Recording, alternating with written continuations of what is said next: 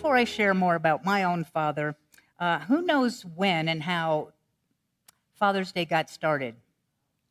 I know. You pretty much with me, you go, I'm going to get another history lesson. Okay, well, I think it's good to know the background of certain things. So Father's Day has always been held on the third Sunday in June, and the first one was celebrated in 1910 in Spokane, Washington. It was started by Sonora Dodd. Now, Sonora's mother died when she was a child, and there was 6 children, and the father took care of all 6 of them. So, that was pretty big work to do. And so William Stewart was left with these 6 children, ages 3 through 16. Mrs. Dodd thought there should be a day to celebrate and honor fathers. I mean, Mother's Day, mothers get a day, so why don't we? So in 1910, she spoke to the Spokane Ministerial Alliance to present her idea. She really wanted Father's Day to be on June 5th because that was the day of her father's birth. However, the year of the first Father's Day, the ministers of Spokane were not able to get their sermons written in time for that day. So the third Sunday in June, they had more time, was chosen instead, and on June 19th, 1910, was the first Father's Day. Local newspapers celebrated and the new holiday, and of course the stores jumped right in and wanted all the gifts to be appropriate for fathers. And by the time Mrs. Dodd's father passed in 1919, it was now celebrated throughout the United States. And in 1922, it was a nationwide observance in the U.S. and widely celebrated also in Canada. So now you have your history of the day.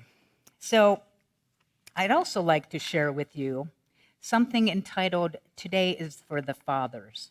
Because fathers come in all flavors, sizes, temperaments. You right? Ever go to a store to buy a card and then want to find the one that actually means what you feel? And maybe some of you struggled with that. And maybe some of you didn't. So this is entitled Today is for the Fathers. It is for the grandfathers, uncles, brothers, friends and sons, for the most important man in anyone's life, the man who gave us life. Here's to you. The dads who played endless games of go fish with their kids and always let them win. And those that played to win every time, thinking that their children would grow stronger through defeat. This is for the fathers who worked in fields and factories, taught in classrooms or office cubicles, 8 long hours a day. Here's to those who performed life-saving surgery and those who drove their trucks through long days and nights. Here's to the dads who loved every minute of their work and those that only worked so their family could survive. To the sleepless dads who waited in silent fear that their babies wouldn't make it through the night, or their teenagers survived their first time driving alone. Those who lost children and those who found them in different ways. Here's to tears not shed and hugs not given for fear of being weak. Here's to dads who build with hammer and saw, and those who wouldn't know how. To the fathers who are afraid of spiders and yet can slay the great dragon of fear in their little ones. The fathers who tried and those who didn't. The fathers who gave us life and walked away, and those who stayed long past the life of their marriage to give something to their children. The fathers who hurt their children because their children had been kept from them, and those that are both father and mother. Stay-at-home dads and stay-away dads, the one we wanted but never knew, the helpless hurting father and the brave strong one. for all the ways of fatherhood. Here's to you. Isn't that beautiful? I thought so too. Glad you agree. So my dad, I don't know, can you relate to any of those parts? I'm sure there are parts that you go, yeah, that was more like my experience with my dad. My dad was of the Finnish culture. He had a strong work ethic and a strong play and drink ethic. He was play hard, work hard. Now, I love my dad. I was the oldest of 3 kids. When he was driving the Dandy potato chip delivering at 8 years old, I was delivering chips. He was an entrepreneur. He bought some land and built from the ground up a state-of-the-art grocery store, the first deli, the first bakery, curbside service. And so at 14, I was a cashier. At 18, I was the deli manager. So I worked with my dad, and my relationship with him was mostly business and work related. Later in life, I worked with him. We did catering, so I worked directly with him. Always needed to have everything, so when he asked where something was, boy, I was on it. So he gave me the gift of always being aware of, when he asked me for that, I got it, right? So he also later sold the grocery stores. It was Luoma's Value King in Geneva, Ohio, but he became an auctioneer. And I worked for him in the auctioneer business. We'd go into restaurants and have to clean all the equipment and count all the spoons, and then he would have the auction, and then I would count the money, right? So it was very much a relationship, work-related. So in my 30s, I experienced a person that some of you have heard me speak of, a teacher counselor. His name is Stuart Bloom from Cal State Fullerton, now retired. And I had my first experience with a male figure who was emotionally connected. Because my dad, being of Finnish culture, that wasn't something you do. You don't share your emotions. In fact, he was basically a rageaholic, because not being able to show sadness or fear or feeling helpless, what do you go to? Anger. And his anger was more of he'd yell and swear or something, and then he would stomp out. So that was my experience of his rage, and it was very interesting. I also learned about adult children of alcoholics. My dad was high functioning, but I learned more about his experience. And then I'm having this experience with Stuart Bloom, who was looking me in the eye and listening. And in my counseling with him, he said at one point, he was trying to get me to do my emotions, because I was more like my dad than not. And then he looks at me and says, I feel like holding you like a little baby. And I'm like, over my dead body. And his response was, well, I'm willing to do my part. I could have, he was challenging me. So I'm like, okay, fine. So we moved over to the couch. I leaned up against him, put my head on his chest. He put his arms around me. I dissolved into a bucket of tears. After that, I came to counseling. He read a child's book with me and had his arm around me, and all I did was cry. We played together. It was all the things that my dad, later I figured out, couldn't be, didn't know how to be. He never had a, quote, Daddy Stewart. So that was my experience of father figures.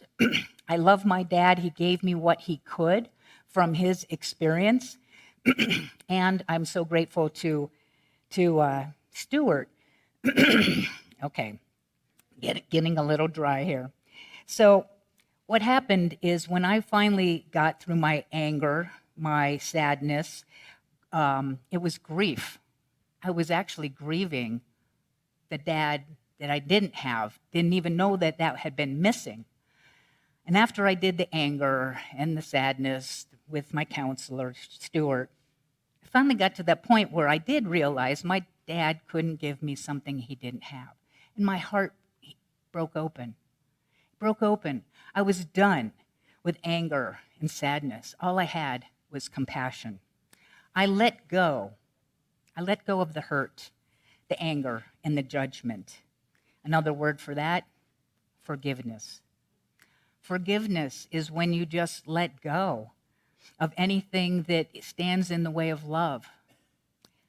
So I would like to share this piece from the film Smoke Signals. Anyone ever see the movie Smoke Signals? One of my favorites. In 1998, a native boy named Victor goes across country on a journey to get his father's ashes. His father passed, and he takes his best friend. Thomas builds the fire. And this is the end dialogue.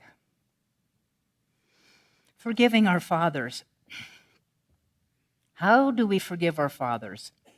Maybe in a dream. He's in your power. You twist his arm, but you're not sure it was he who stole your money.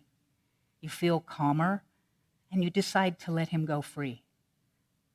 Or he's the one, as in a dream of mine, I must pull from the water, but I never knew it or wouldn't have done it until I saw the street theater play so close up, I was moved to actions I'd never taken before. Do we forgive our fathers for leaving us too often or forever when we're little? Maybe for scaring us with unexpected rage or making us nervous because there never seemed to be any rage at all. Do we forgive our fathers for marrying or not marrying our mothers, for divorcing or not divorcing our mothers?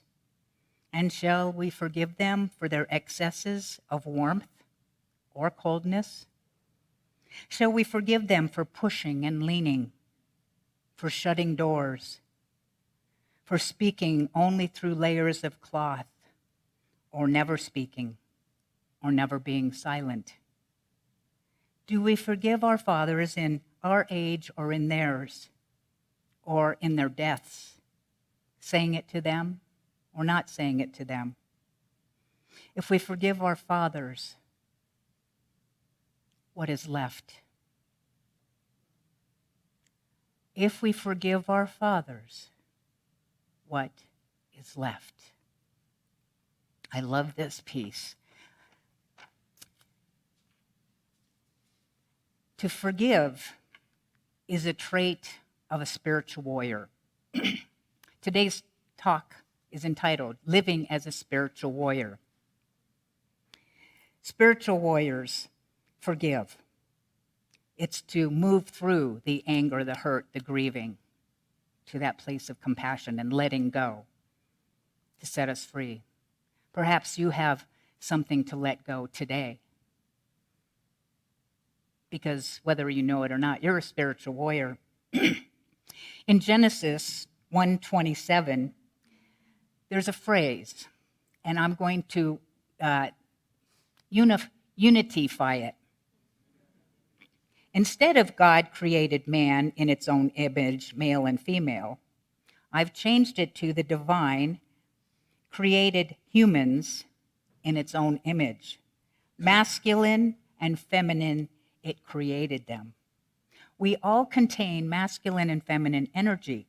And I'm going to speak to you about the masculine and feminine energy and what the difference is.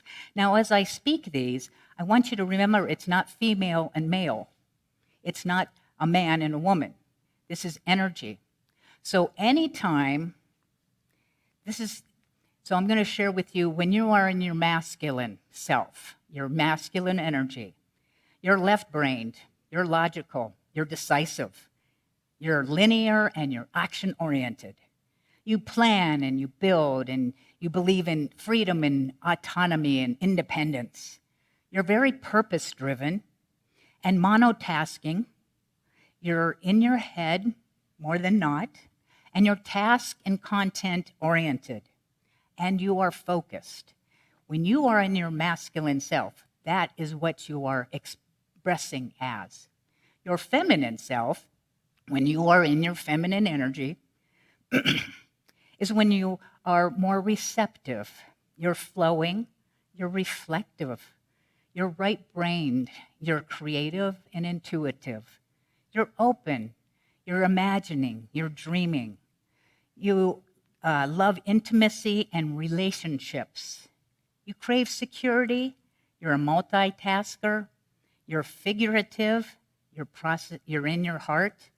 And you're unfocused. Anyone ever unfocused? Yes, right? Those unfocused, it's like my partner, Sandy, in the past said, "Oh, I'm such an airhead." And I said, what if you just changed that to say, you're just in your feminine energy? A very nicer way to say it. So another term for your masculine and feminine energy is warrior and wizard. T. Harv Eker had, from Millionaire Mind up in Canada, had camps. I attended the warrior camp. I attended the wizard camp. Wizard and warrior. The warrior is when I'm in my masculine, and my wizard is when I'm in my feminine. And the key is to know when you are in which. A couple of differences, the wizard and the warrior. The warrior's way is the way of action. The wizard's way is the way of attraction. The warrior achieves, the wizard receives. The warrior sets goals, the wizard sets intentions. The warrior has the ability to focus, and the wizard has the ability to flow. Warrior has power. The wizard empowers. Warrior overcomes their limits. The wizard has no limits. The warrior observes their thoughts. The wizard observes the space between their thoughts.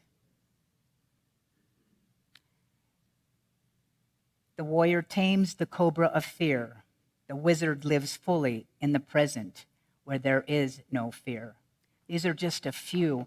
So because I'm talking about the life living as a spiritual warrior, I've been talking more to you about your masculine energy.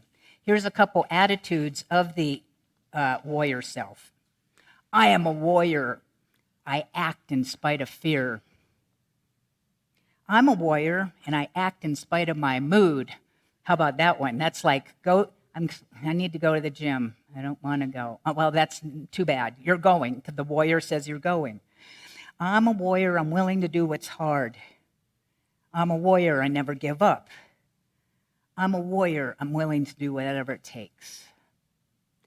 The warrior, and the key is to know when to be in your warrior and when to be in your wizard, okay? There's times where I'm just floating around. I'm like, but Liz, you need to focus. Be your wizard self, right? Or I would get tired of being in my warrior. I just need to be. When I used to substitute teach, that's pretty warrior because you have to keep everything going. I'd leave and I'd go walk around a store and not even have anything to buy. I would just float around. I needed to be in my feminine to balance out. Now, I'm going to share with you a true spiritual warrior. Who's heard of Opal Lee? Opal Lee? Opal, O-P-A-L, Lee? Wow, this is definitely a needed piece of today's. Opal Lee was born October 7th, 1926. American retired teacher, counselor, and an activist. Is now 97 years young. Actually, she was in Santa Fe for the first time ever on May 31st. I'm so sorry I missed her being here. She's known as the grandmother of Juneteenth. Okay, you got a story about a spiritual warrior. Juneteenth, most of you may know, is the newest federal holiday. It's observed every year on the June 19th to mark the official end of slavery in the United States. And it's been long celebrated by Black Americans as a symbol of their emancipation. But the story behind the holiday and how Juneteenth got its meaning starts more than 150 years ago in Galveston, Texas.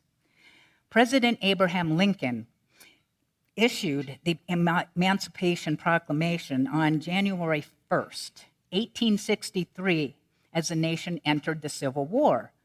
The proclamation declared that the 3 million slaves living in the Confederate States were free. For those who were isolated from the Union armies, life continued as if the Emancipation Proclamation did not exist. This was the case in Texas, where thousands of slaves were unaware. It was on June 19th, 1865, over 2 years after President Lincoln declared enslaved people free, Major General Gordon Granger and the Union Army troops marched into Galveston, Texas, to enforce the Emancipation Proclamation, and they freed over 250 Black Americans from slavery. Opal Lee played a large part in making Juneteenth a federal holiday. She campaigned for decades to make Juneteenth a federal holiday. She promoted the idea by leading a 2.5-mile walk every year to signify the 2.5 years it took for the Emancipation Proclamation to reach Texas. You ready? At age 89, she conducted a symbolic walk from Fort Worth, Texas, starting in September 2016, to Washington, D.C., where she arrived 3 months later in January 2017. At 89 years old, she walked 1,400 miles.